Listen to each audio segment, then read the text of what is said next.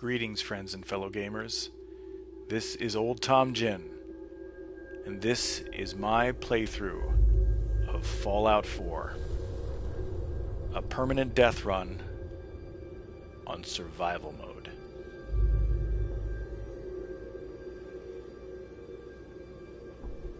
War. War never changes.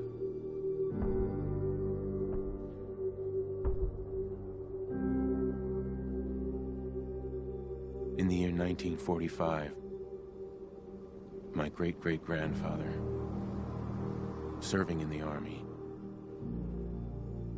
wondered when he'd get to go home to his wife and the son he'd never seen. He got his wish when the U.S. ended World War II by dropping atomic bombs on Hiroshima and Nagasaki. The world awaited Armageddon. Instead, something miraculous happened. We began to use atomic energy not as a weapon, but as a nearly limitless source of power. People enjoyed luxuries once thought the realm of science fiction. Domestic robots, fusion-powered cars, portable computers.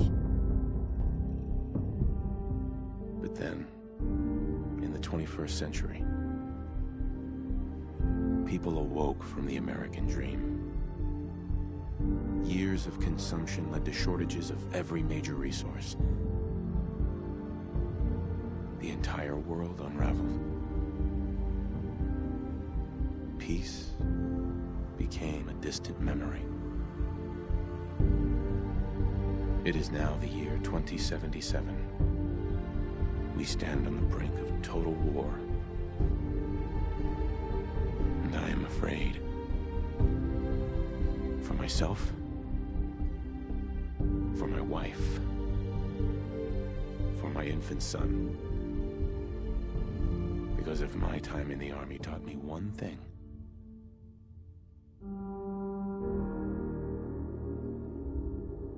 it's that war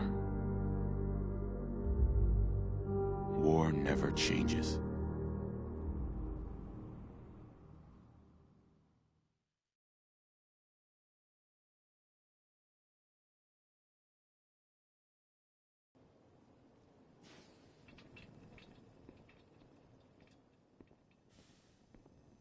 Good morning, sir.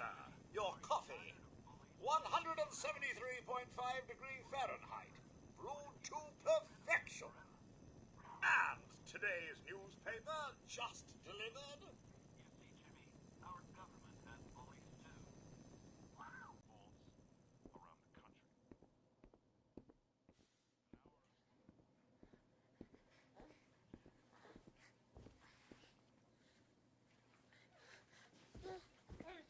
How are the two most important men in my life doing? Spin the mobile a bit. He loves that.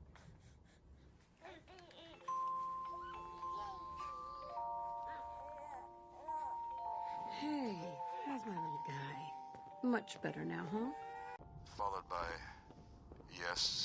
by flashes, blinding flashes, sounds of explosions. We're trying to get confirmation. What? We seem to have lost contact with our affiliate stations. We do have coming in. That's confirmed reports. I repeat, confirmed reports of nuclear detonations in New York and Pennsylvania. My God. Let's go. Residents of Sanctuary Hills, if you are registered, evacuate to Vault 111 immediately.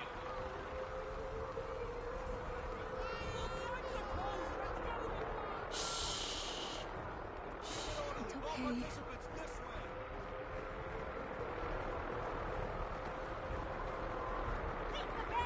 okay. Just help me pack it up.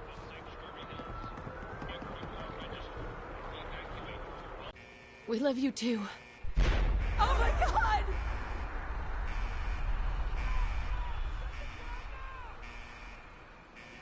They move faster. Oh God! Oh God! Oh God!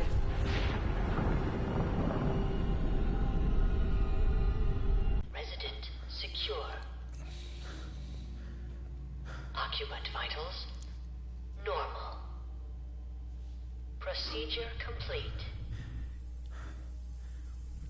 In 5, 4, 3, 2, 1.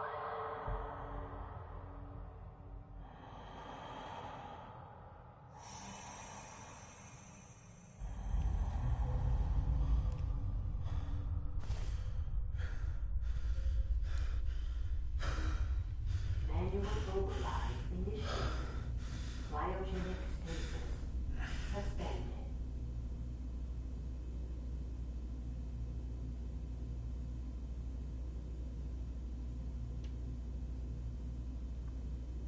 And slowly our vision clears. This is the one. Here. And who are these people? Open it.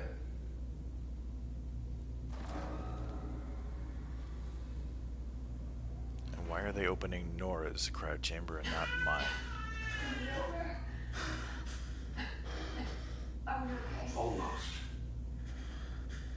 Everything's going to be fine. No, I got him. Let the boy go. I'm only going to tell you once. I'm not giving you Sean.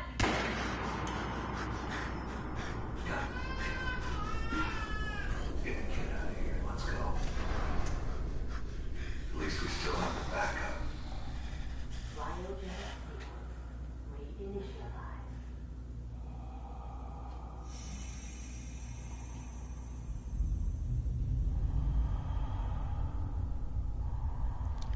And there it is. Really a very strong beginning to the game, much stronger than I imagined it would be in times past, but just really, really remarkable.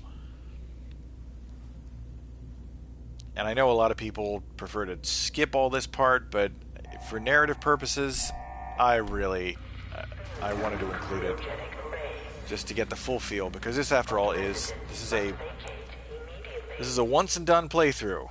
Permadeath, of course. If this character dies, I start all over again. And as I said, I've tried this before, never with this exact combination of mods, so we'll see how we do. But the first order of business, of course, here is to look at Nora. See what we can... There must be a release somewhere, he says. Oh god, come on, oh god.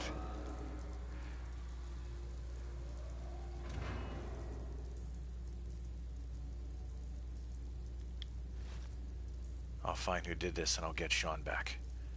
I promise.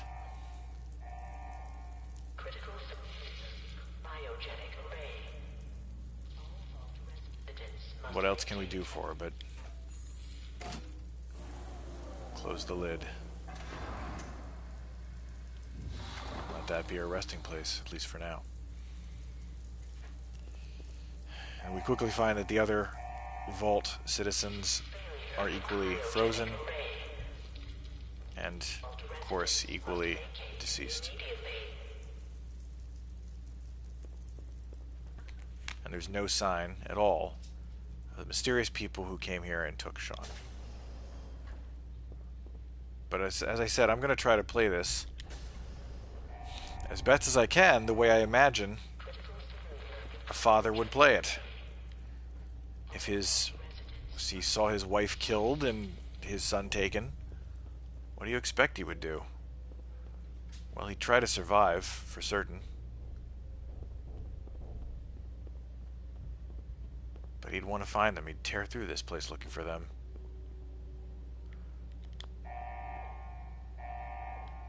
Malfunction in emergency exit door override.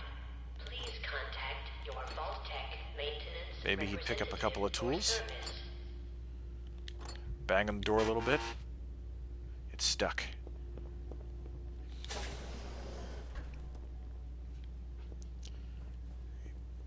Be moving through. Probably his arms and legs are stiff, but what the hell is that?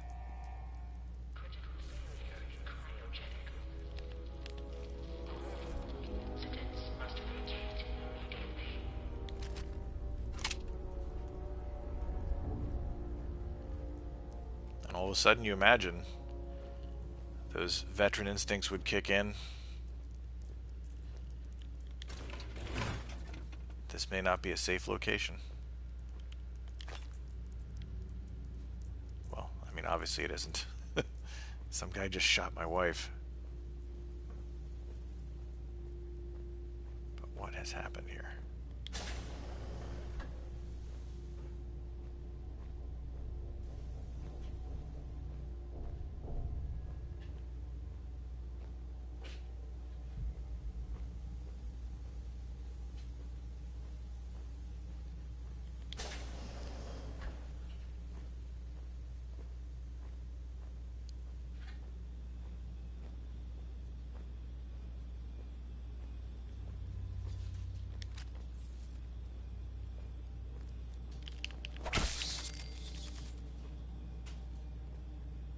Giant roaches? What the hell? Still gonna take their meat, though. Survival instincts would kick in pretty fast, I imagine. I better save every damn thing I come across.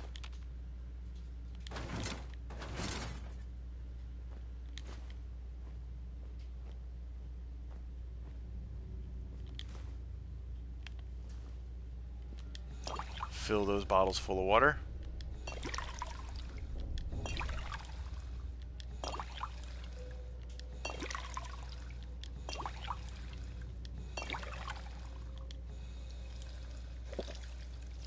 And take a quick drink.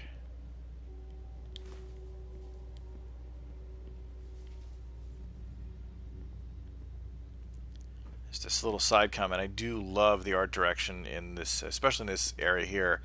It really gets across that idea that this is a sealed environment, so it's really in quite good shape. It's just corrosion in time, just the atmosphere doing, even in the carefully maintained atmosphere in the vault, it's just slowly breaking apart, corroding things, wearing things down.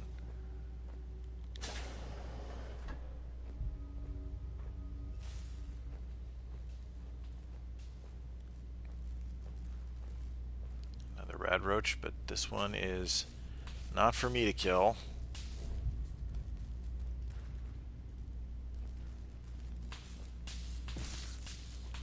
It's for the game to kill, to show me how dangerous it would be to go between those two generators.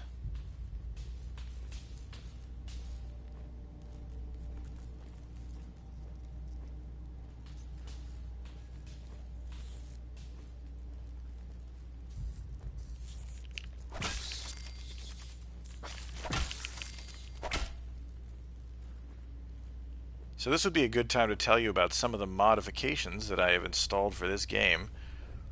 One of them is the Immersive Fallout Advanced AI mod, which, as you can see, is making enemies, even enemies I can't see, a lot more alert than they otherwise would be. It also makes them behave differently. Bugs behave differently than raiders, than other factions in the game. And we'll see this in their behavior as we go through. For those who've only played in the vanilla game, it's really quite interesting. It actually changes things around substantially and makes it, I might add, a lot more risky.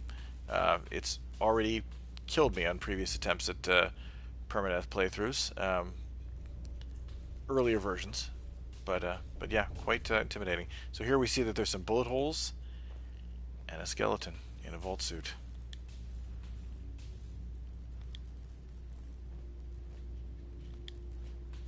What happened here? Where is everyone? Still obviously very confused. There's nothing to do but press on.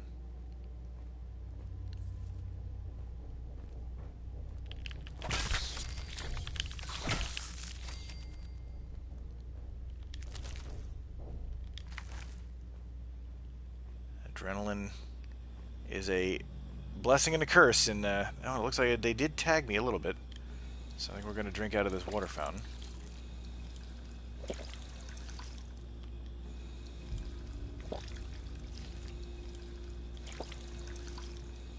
Presumably getting a drink and cleansing our wounds. Cleaning our wounds, make sure that they don't get infected, hopefully. Bit of an abstraction, but I'll take it.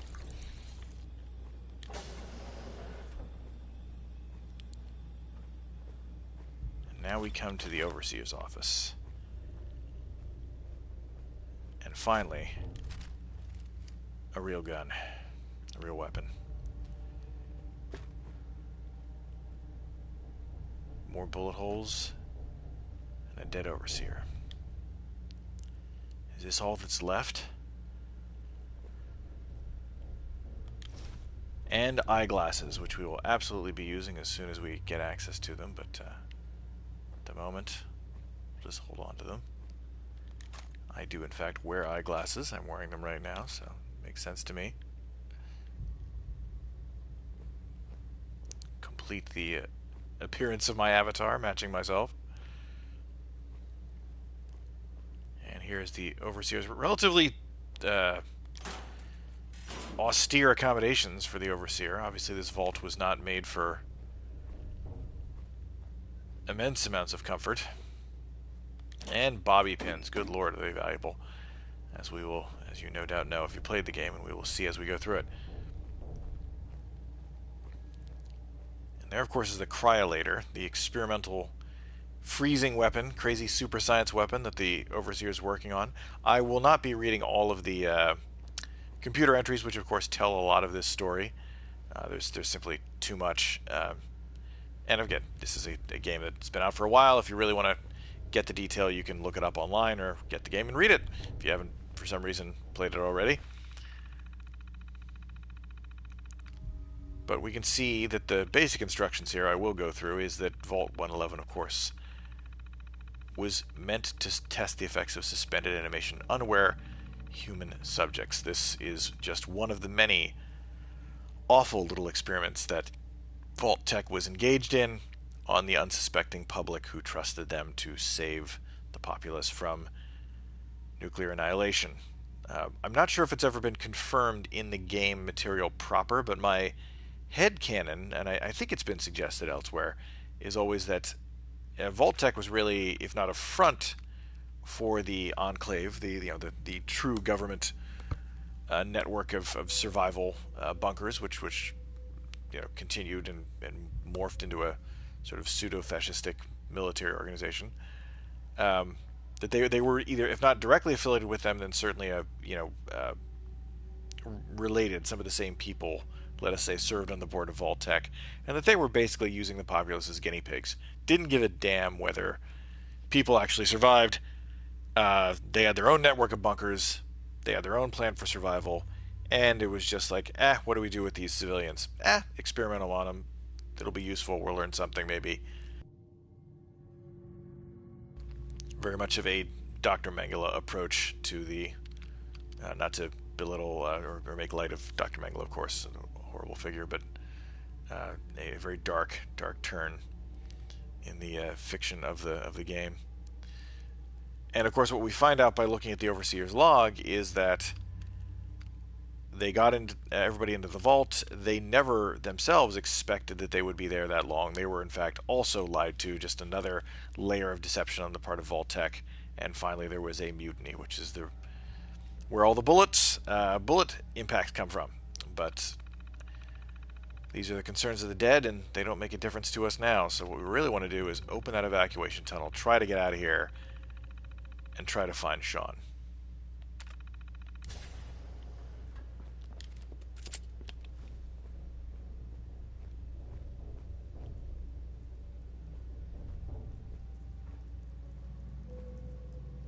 There's a very large red roach, and more where he came from.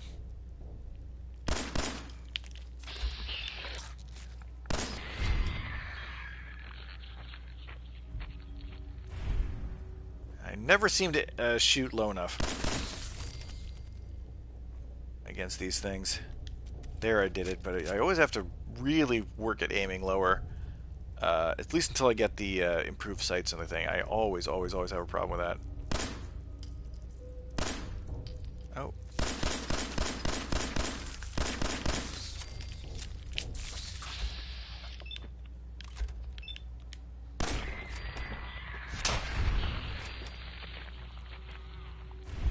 See already that I'm making ample use of VATS. Why? Because I want to live. This is a permadeath playthrough. I don't want to get killed in the by rad roaches in the first go-round. But as you can see, for rad roaches, they hit pretty hard. This is a good time to mention the second mod that I'm making ample use of, which is equal damage. Fair Fight is, I believe, the name of it, and it basically sets the damage to 2.5 times the normal game setting for both me and my opponents. So I think that this is, again, one of those naturalistic playthrough kind of modifications. Does it make the game easier than the default survival? Yes, in some sense, but it never made a lot of sense to me that bullets should do different amounts of damage depending on who's firing the gun. I mean, presumably I either hit them or I don't hit them in a vital spot and do appropriate damage. And as you see, the game does, of course, take that into account. But yeah, making my bullets pop guns and the enemy's bullets hit much harder never made a whole lot of sense to me. So I can still die just as quickly.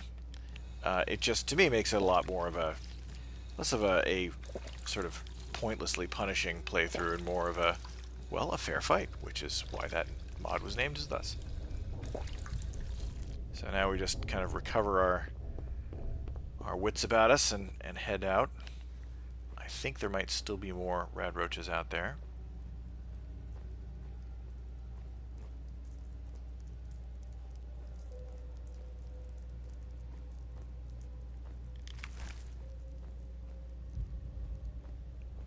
You've probably already seen that I have the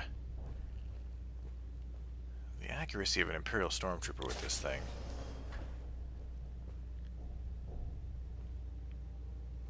Part of my survival strategy here is to shoot things from either long distances away or with lots more bullets.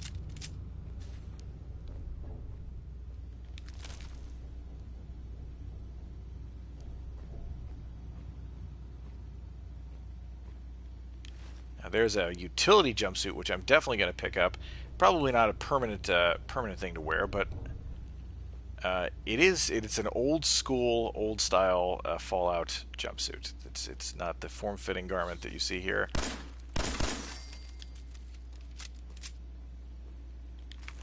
Something a little more old school, but it does give me some bonuses when I wear it, so well, make use of it. And this, of course, the most important piece of equipment for any Vault Dweller. My interface, my means of controlling my avatar, what he's wearing, what he's shooting with, what he's eating, what he's drinking. The Pip-Boy. My flashlight, my personal computer,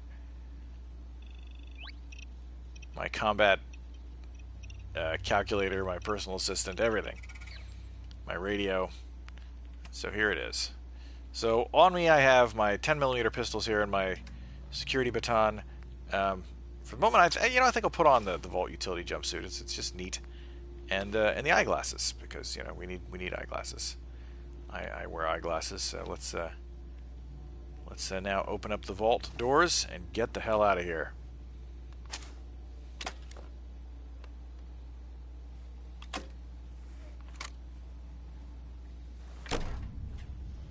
Vault door cycling sequence initiated.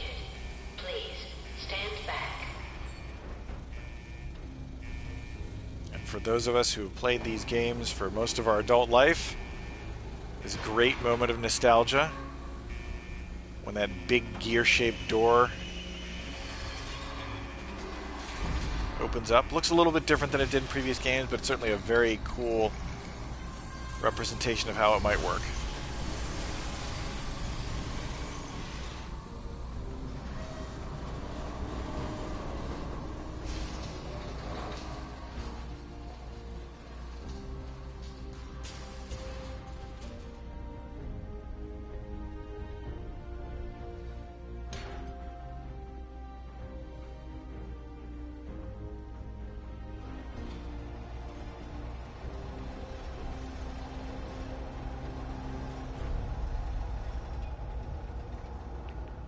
So here we are, we can look at ourselves again.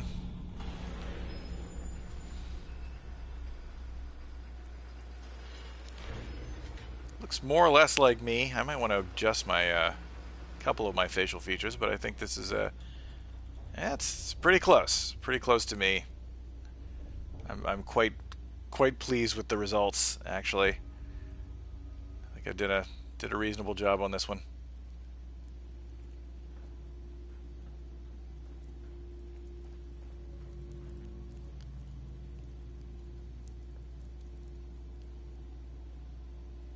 And so here's our last chance, of course, to change anything about the character that we want.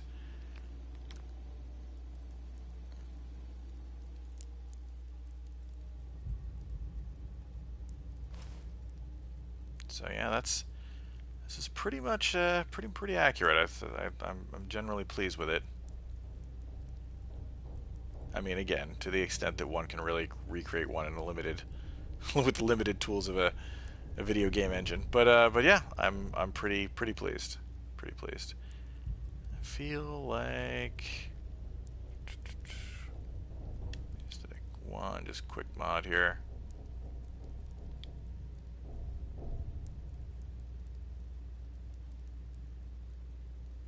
Just shade up. There we go. Alright, I think we're ready to roll.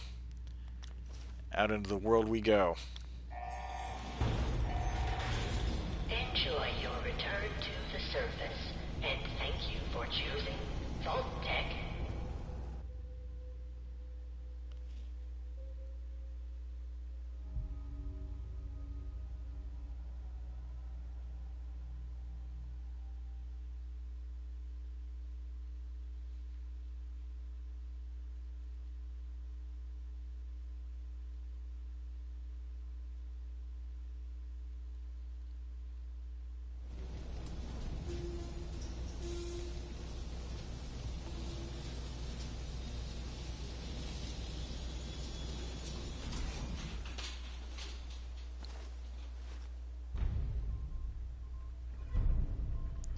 As you see, a whole bunch of quests are for everything that I've installed in the game will come up. We won't be doing all of these quests, certainly not all of them right away. A lot of these are from Creation Club content and from DLC and other things. So these things will pop up gradually. So as with every Fallout game, they kind of pop up at the beginning of the game. But here we are, in the wasteland.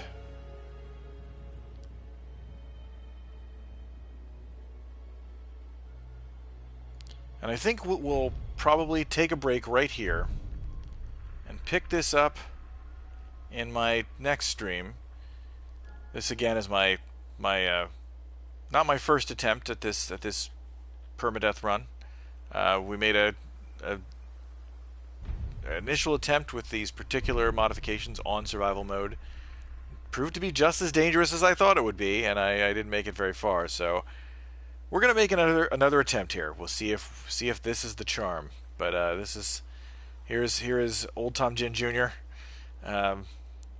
Going to make his foray into the horrible wasteland. And as we go on, we'll talk a little bit more about the different mods that I have installed, how I expect them to affect gameplay, and a little bit more about what my strategy is to go through this. Other than, as I said, I want to play this very much as a father who is searching for his missing son. I don't want to game the game, if you will. I want to play it as you know, as natural as I can. You know, within the constraints of survival. The fact that my one metagamey goal here is I want this guy to live. I don't want him to die. So if he were stuck here trying to find his son, but also a military veteran, trapped now in this post-atomic wasteland, 200 years on, how is he going to know where to go, how to live, how to eat, how to survive? Would he go charging off blindly into the wilderness looking for the kid? He has no idea where he is. He has no idea what it takes to survive out here. So presumably that's going to be a conflict going forward. Do I go help these people who've asked for help, or do I say no, I have to find my son? Do I go charging off as soon as I get a clue to my son, or do I say no, I have to prepare, I have to gear up, I have to prepare myself to go on this quest to find my son, so I succeed, so I don't die by running off half-cocked and do something stupid. So, well, we'll see if he can do it. I don't know. I have my doubts. It's not easy. It's not easy surviving in the Commonwealth in the wasteland. But, well, we have high hopes for you, Thomas. We have high hopes. So, we're gonna head down to Sanctuary, and we'll pick this up shortly. And of course, I am Old Tom Jin. This is my playthrough of Fallout 4 Permadeath on Survival. So, wish us luck, folks. Thanks for watching. We'll see you soon.